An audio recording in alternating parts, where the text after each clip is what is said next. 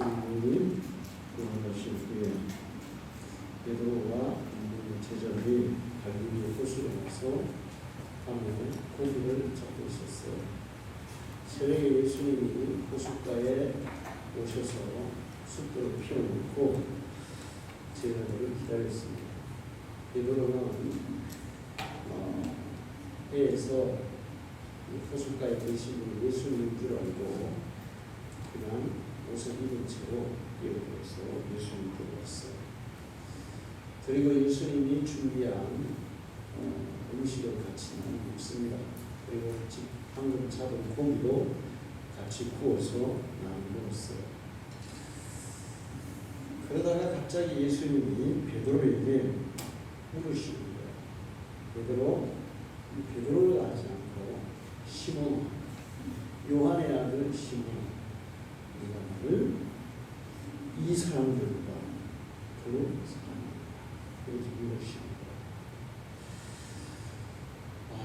여러분 한번 베드로 입장에서 생각해 보세요.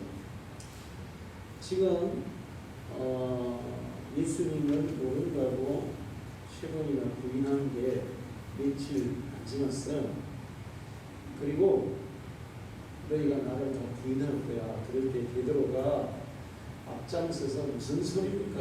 나 죽어도 예수님 부인하지 않습니다. 끝까지 예수님 내가 지켜드릴 겁니다. 그렇게 큰 소리를 막 쳤어요. 그러던 베드로가 그날 밤이 지나기도 전에 세 번이나 모른다고 부인하고 마지막에는 아주 상스러운 말로 예수님을 부인했어요. 그런 입장에 있는데 예수님이 갑자기 시몬아, 네가 나를 이 사람들보다 더 사랑하느냐 이렇게 물으시는 거예요. 여러분이었으면 그때 마음이 어땠을까요?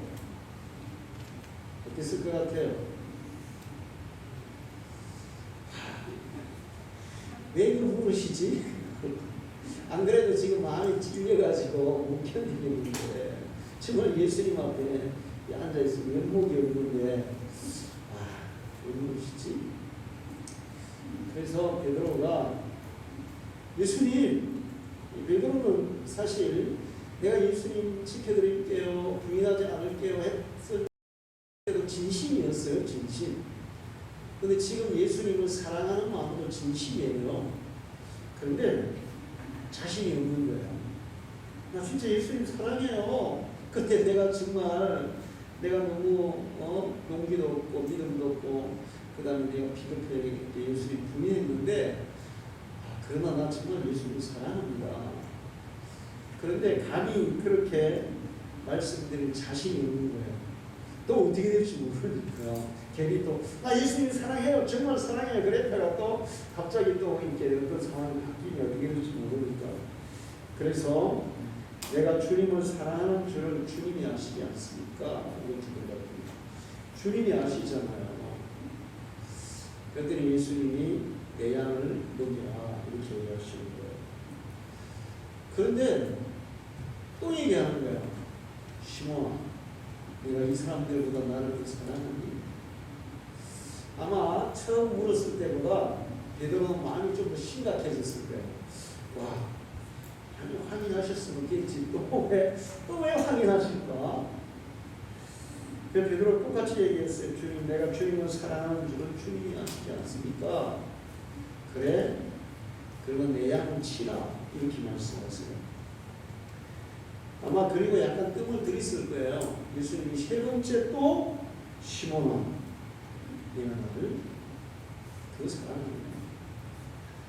아마 세 번째는 굉장히 그 바늘방석에 앉았는 것 같았을 거예요. 도대체 예수님이 왜 이러시지? 거기다 예수님이 내 이름을 베드로라고 붙여주셨으니 왜 그 본래 이름으로 나를 부르시지? 베드로는 뜻이 뭐죠? 반석이죠. 시몬은 뭐예요? 갈대. 내가 예수님 부인했다고 너 갈대 같은 시몬 이렇게 얘기하시나? 그러면서 이제 마음이 굉장히 불안했을 거예요. 그래서 베드로가 주님은 말 안 해도 모든 걸 다 아시지 않습니까? 아십니까? 내 마음도 주님이 아시지 않습니까? 그랬더니 개성은 내 양을 먹이라 그러는데 다른 번역에는 내 양떼를 먹여라. 내 양떼를 먹여라. 이렇게 얘기해요. 예수님이 이 시몬이었던 베드로를 불러서 베드로라고 이름을 고쳐주시면서 이 수제자, 제일 첫 번째 제자로 삼아주셨어요. 그런데 지금 이 자리에서 예수님은 베드로야 이렇게 하지 않고 시몬아 이렇게 부르고 있어요.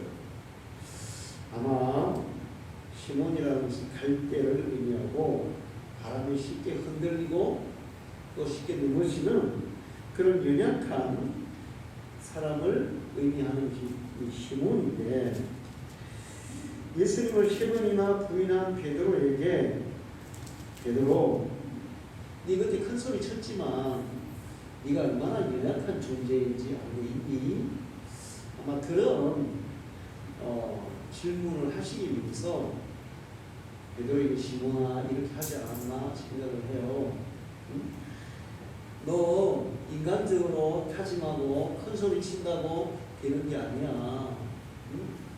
사람은 갈대처럼 다 연약해. 네가 큰 소리 치고 너도 역시 연약한 존재야. 갈대가 연약하지만 갈대 옆에 튼튼한 쇠마디를 딱 박아놓고 거기다 딱 묶어버리면 갈대가 어떻게 될까요? 튼튼하게 서겠죠. 자,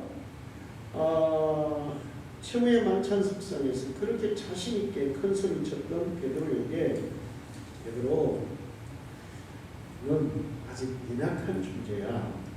이런 것을 깨우쳐주지 않았나 이런 생각을 할 수 있어요.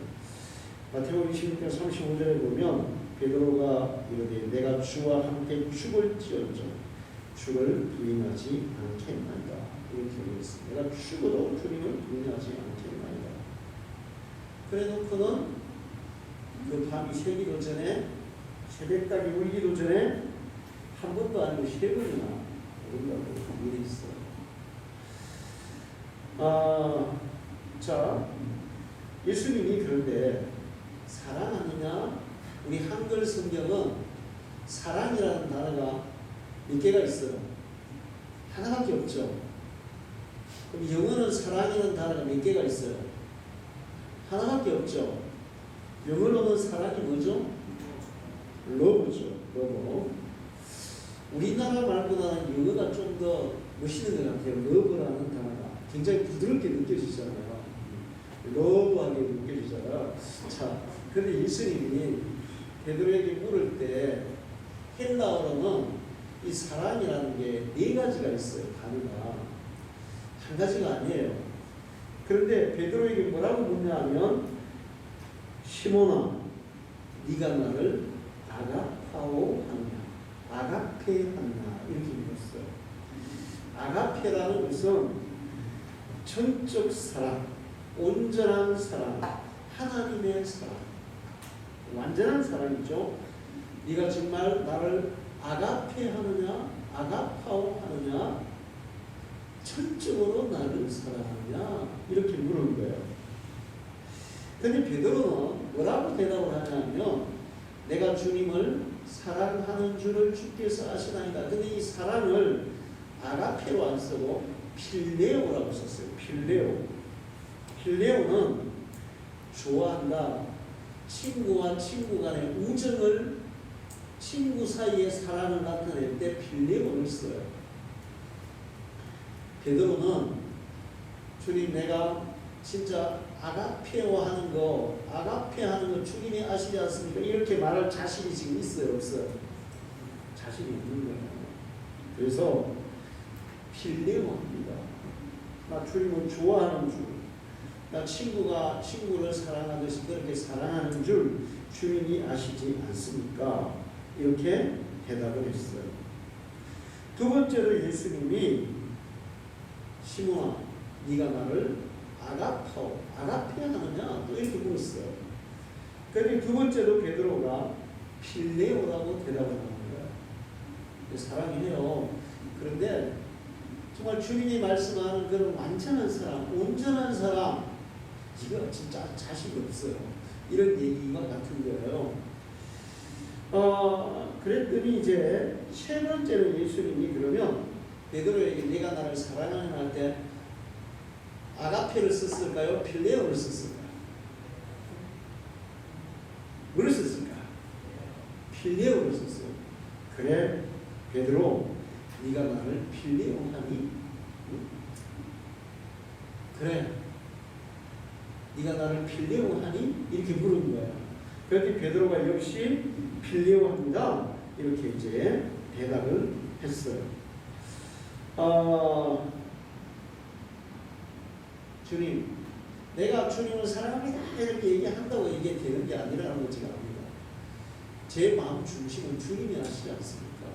내가 주님을 어떻게 사랑하는지, 아가페하는지, 필레오하는지, 아니면 주님에 대해서 뭐 사랑이 없는지 있는지 이 주님이 아시지 않습니까?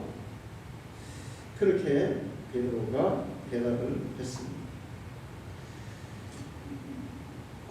예수 믿는 사람, 특히 주일학교 교사에게 가장 필요한 것은 무엇일까요? 성경을 많이 알아야 될까요? 세상적인 지식이 많아야 될까요? 인격적으로 아주 훌륭해야 될까요? 교사들에게, 그리스도인들에게 가장 필요한 것은 무엇일까요? 그것은 주님을 사랑하는 거예요. 할렐루야. 그러니까 다른 사람을 사랑하는 것보다 이전에, 아이들을 사랑하는 것 이전에 누구를 더 사랑해야 된다? 주님을 더 사랑해야 돼요. 저는 예수님이 물었잖아요. 베드로, 너 이 사람들 사랑하니?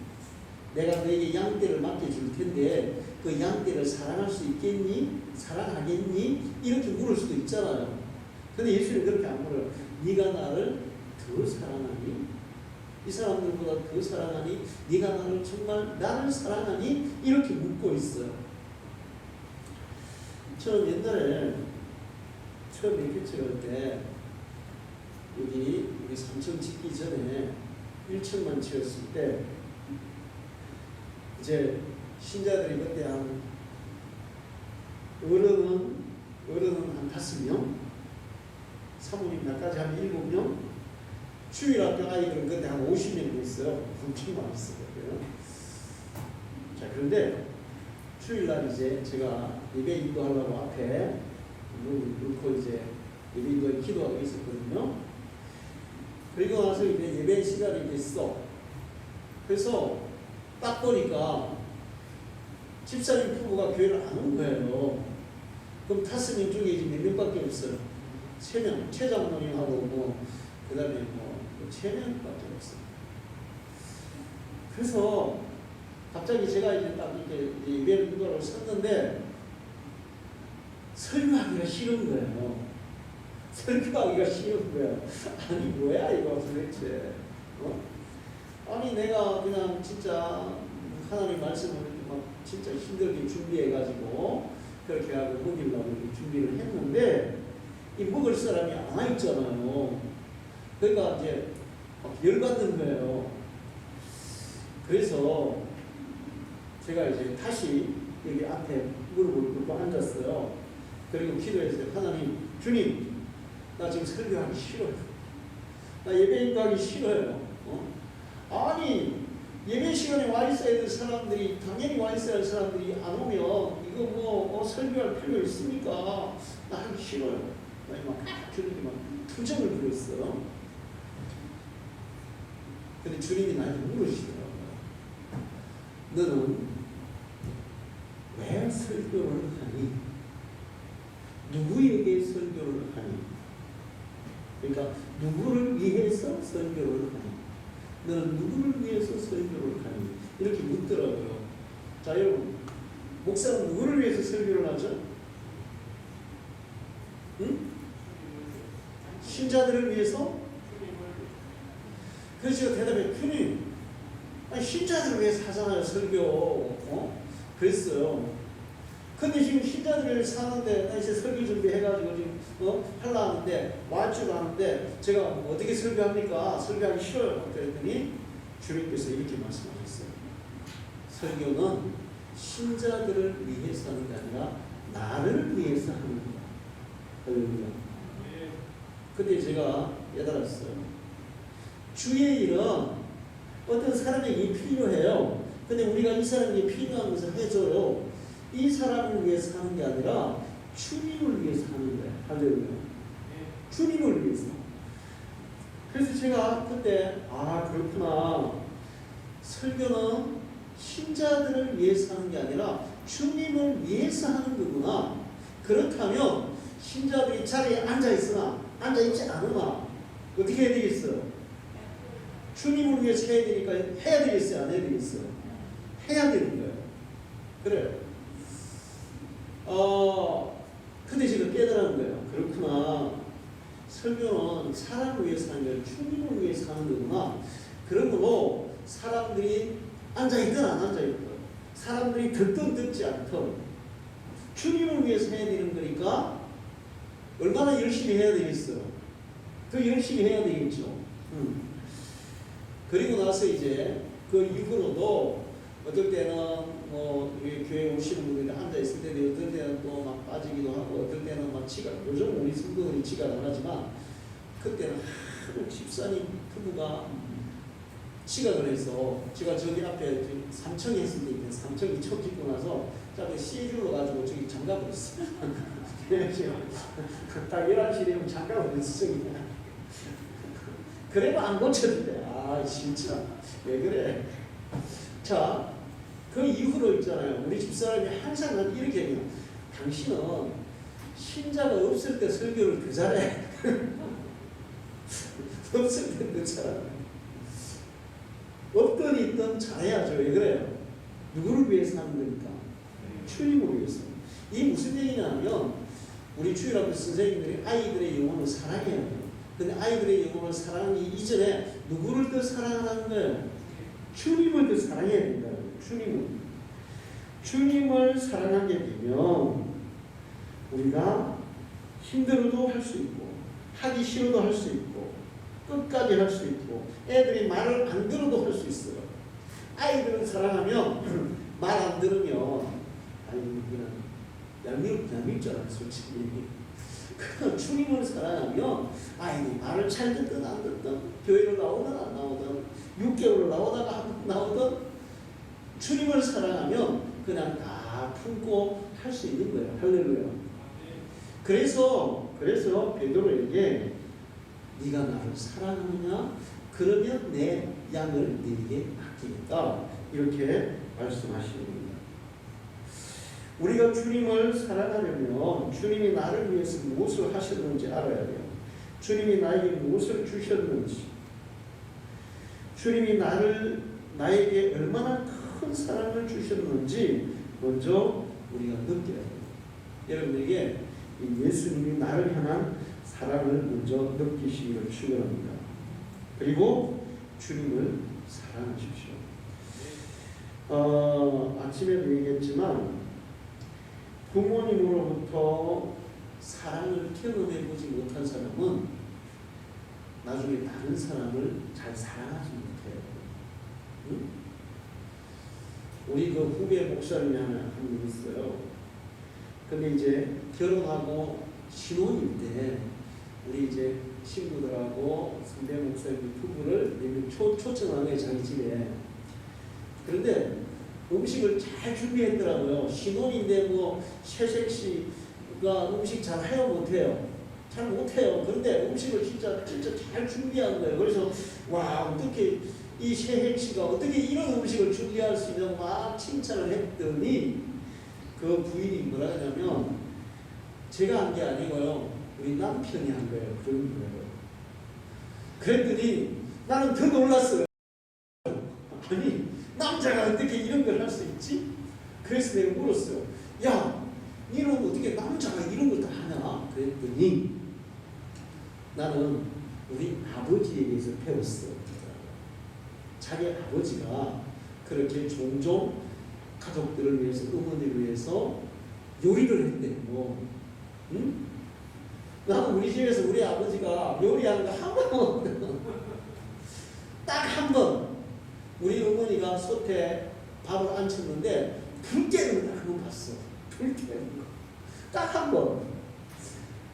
쌀을 씻어서 안 치는 것도 못 봤고, 그리고 밥이 된 거 퍼가지고 이렇게 하는 거 못 봤고, 불 깨는 것만 딱 한 번 봤거든요. 그러니 내가 뭘 할 줄 알겠어요. 진짜 우리 집사람은 엄청 손해본 거야. 여자들은 남편 잘 몰라야 돼. 근데 부모에게서 한 거를 보고 배웠기 때문에 그거를 자연스럽게 하더라고요. 부모로부터 사랑을 받아보지 못하는 아이들은 다른 사람을 사랑하기가 힘들어요.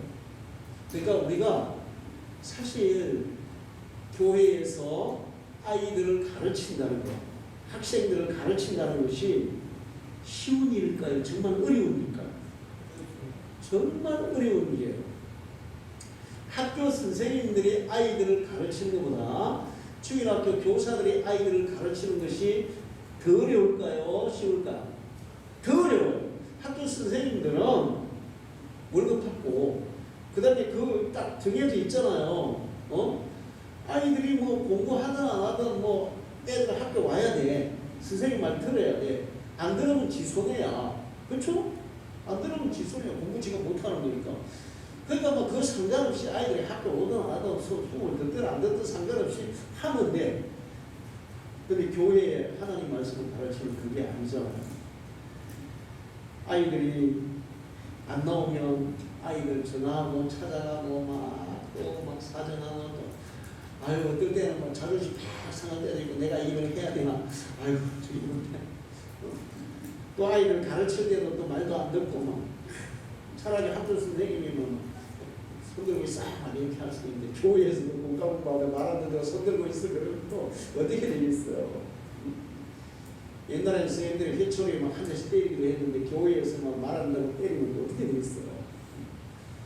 그러니까 교회에서 아이들을 가르치는 것은 사랑이 아니면 불가능한 거예요.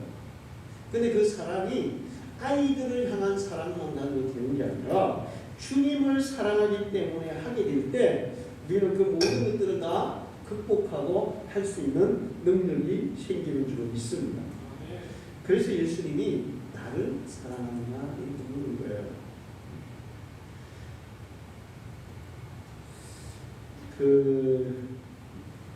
우리 목사님들이 그런 얘기 했어요.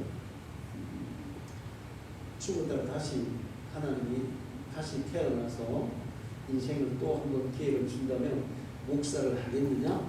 그랬어요. 그랬더니 어떤 사람은 그래 나 목사 하겠어. 어떤 사람은 나 절대 안 해. 막 그러더라고요. 나는 믿더라고요. 난 죽었다가 다시 태어나면 목사를 하겠느냐? 나 절대 안 해. 절대 안 해. 나 절대 목사 안 해. 그런데 지금 내가 개척을 하고 지금 이렇게 목회를 하면서 지금까지 살아온 그런 또 그런 목회를 또 해야 된다고 해도 그것을 1000번이나 반복해서 해야 된다고 해도 나는 할 수밖에 없어. 왜? 주님을 사랑하기 때문에. 주님이 나에게 그것을 원하신다면 주님이 나에게 그것을 원하신다면 나는 주님을 사랑하기 때문에 똑같은 그렇게 힘든 그 과정이 반복된다고 그것이 1000번, 1000번 반복된다고 해도 나는 할 수밖에 없어. 주님을 사랑하면 가능한 거예요. 할렐루야. 며칠 전에 어떤 목사님 만나서 얘기하는데 그 목사님이 직장암에 걸렸었어요.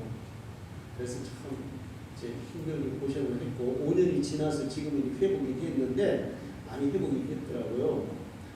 그래서 제가 이제 밥을 묻는데 그 목사님이 별로 음식을 안 가리더라고.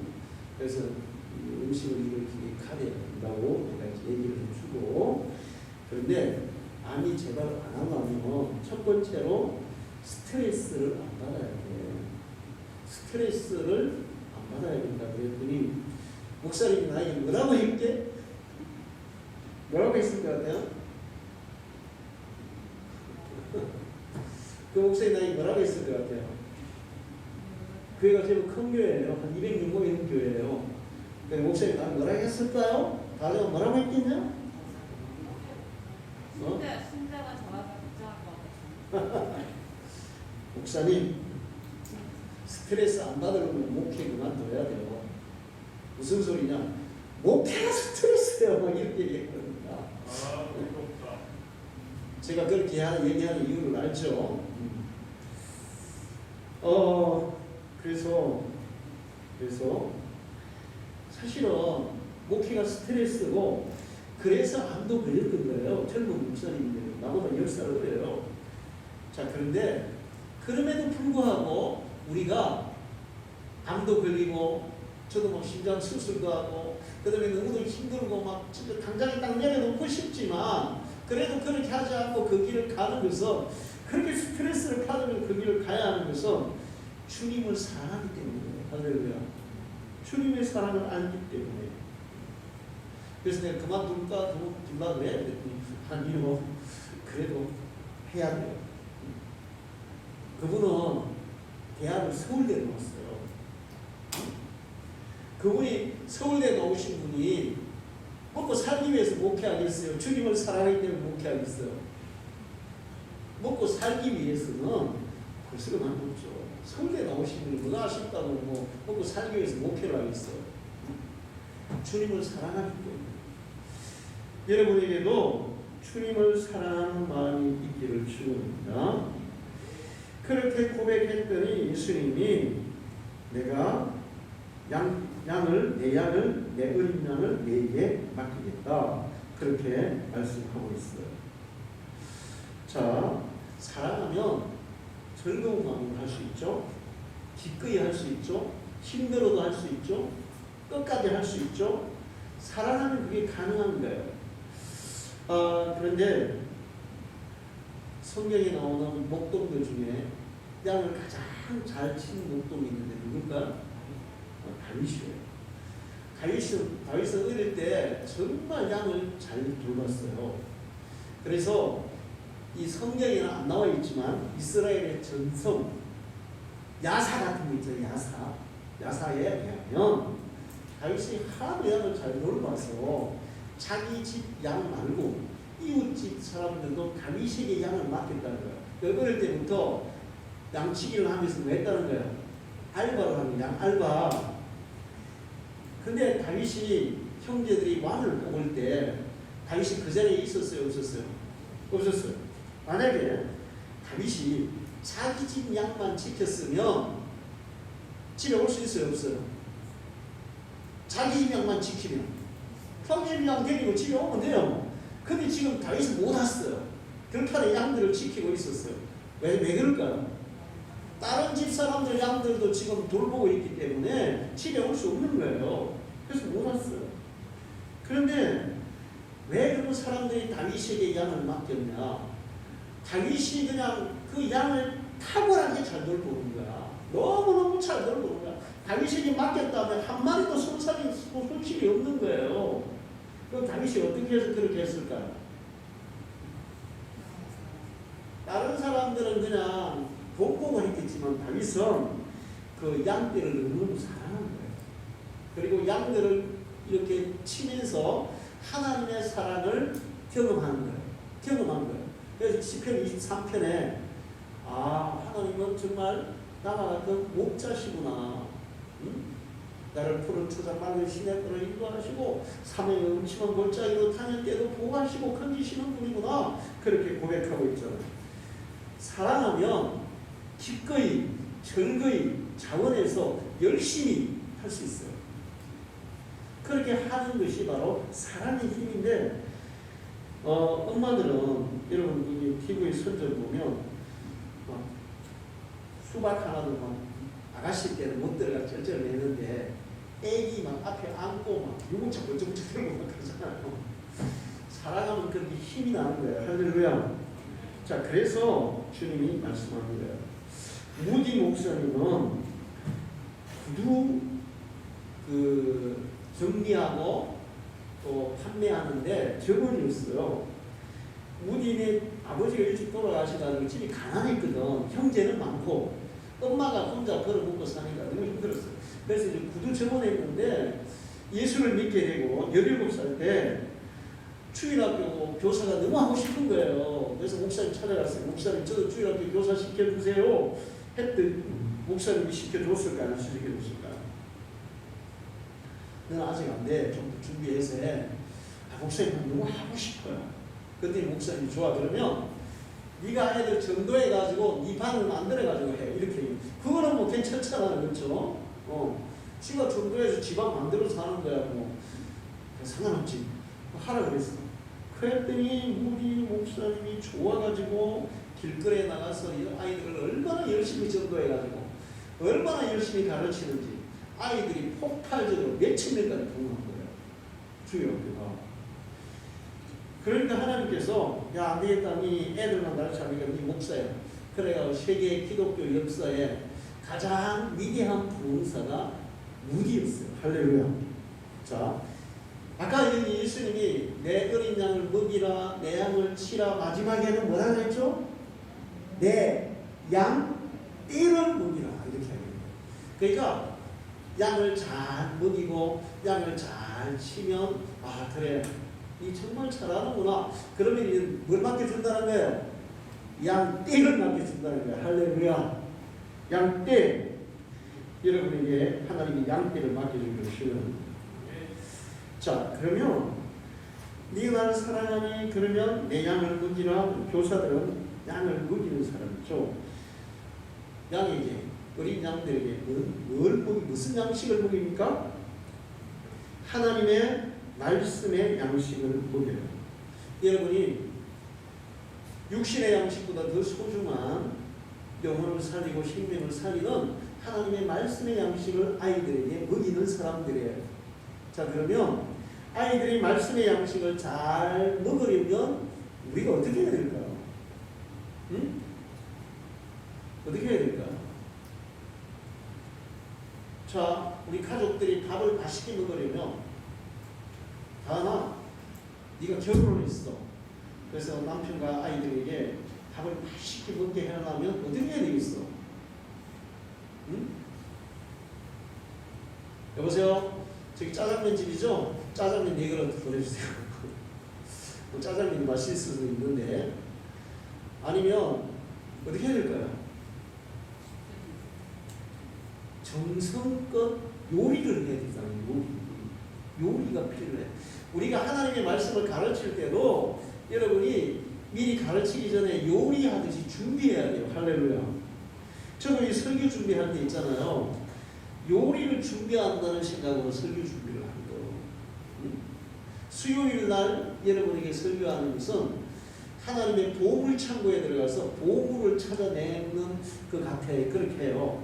설교, 그거는 이제 성경을 연구하는 거니까 보물 창고에서 보물을 찾아서 여러분이 전해주는 게 수요일이에요. 할렐루야. 수요일에 보물을 여러분 잃어버리지 마시기를 축원합니다. 수요일 날은 여러분에게 요리를 해서 여러분의 영혼의 양식을 제공하는 게 이제 주일날 설교예요. 수요일은 보물을 여러분에게 주는 것이고, 자, 그러면 우리 선생님들이 아이들에게 잘 가르치기 위해서 이게 요리를 잘 해야 된다는 거예요. 맛있게 요리를 해야 된다는 거예요. 그럼 미리 준비를 해야 된다는 거죠. 제가 이렇게 가끔 동물들이 이 새끼를 키우는 거 보면 특히 새들 같은 경우에 이게 먹이를 이렇게 딱 잡아가지고 직접 이렇게 먹었다가 다시 토해서 주더라고요. 어린 새끼들은 일단 소화를 시켜서 주더라고요. 우리 선생님들은 일단 먼저 나 자신이 하나님의 말씀을 소화시켜야 돼요. 소화시켜가지고 그 소화된 말씀을 아이들에게 전달할 때 그럴 때 이 신앙의 효과가 교육의 효과가 확실하게 나타나게 된다는 것입니다. 내 양을 먹이라는 것은 하나님의 말씀을 요리하듯이 잘 준비하고 미리 다 소화시켜가지고 아이들이 잘 먹기 좋게 만들어서 가르치라는 거예요. 할렐루야. 두 번째는 뭐라고 했죠? 내 양을 치라는 거예요. 치라는 건 뭐예요? 돌보라는 거예요. 양들은 먹이만 주면 될까? 돌봐요. 지금 우리 토끼들이 지금 새끼를 낳아가지고 많아요. 근데 한 달 전에 그 목도리 이렇게 목도리 하얀 토끼 있어요. 이놈이 새끼를 낳았는데 어느 날 아침에 보니까 눈꺼풀이 양쪽으로 다 덮은 거야. 그래가지고 이놈이 눈이 안 보이나 봐. 쫓아가다가 벽에 탁 부딪히고 막 이러는 거예요. 그러니까 토끼는 눈꺼풀 끝까지 뭐 그냥 알아서 낫겠지. 내비를 뒀으면 아마 실명될 수 있을 거야. 그래서 제가 사람 눈에 넣는 안약을 이제 가져가서 솜을 가지고 눈꺼풀 딱 이렇게 벗겨주고 안약을 딱 한 번 넣어주니까 싹 낫더라고요. 이게 치라는 거예요. 돌봐주라는 거예요. 아이들을 돌봐야 된다는 거죠.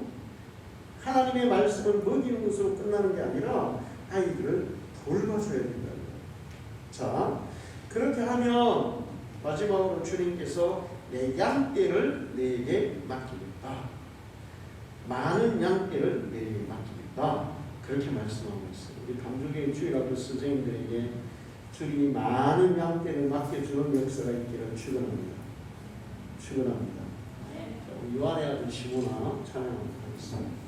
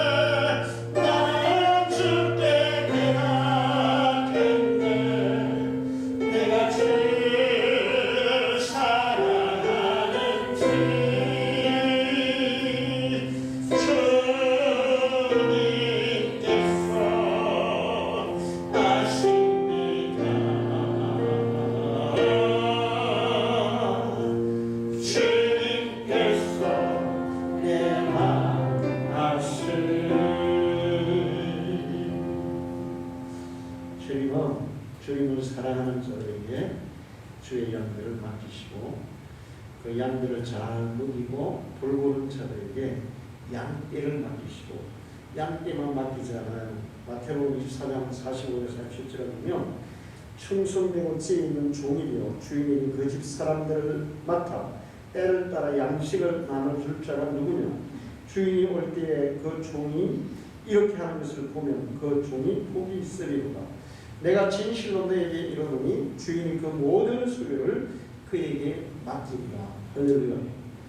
우리가 그렇게 우리에게 주어진 양들을 잘 먹이고 돌보면 주님이 가지신 모든 것들을 그 사람에게 다 맡겨주신다는 거예요. 할렐루야. 물질도 또 우리의 삶에 필요한 모든 것들을 이 세상에서 뿐만 아니라 하나님 나라에서까지 모든 것들을 우리에게 다 맡기시겠다.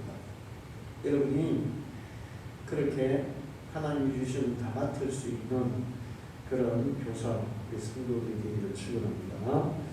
기도하겠습니다. 하나님 아버지 후에도 예배하게 하시고 귀한 말씀 주셔서 감사합니다. 주님은 우리에게 어린 친구들을 맡겨주십니다. 우리가 진정 주님을 사랑할 때 그 일을 가장 잘 감당할 수 있음을 믿습니다.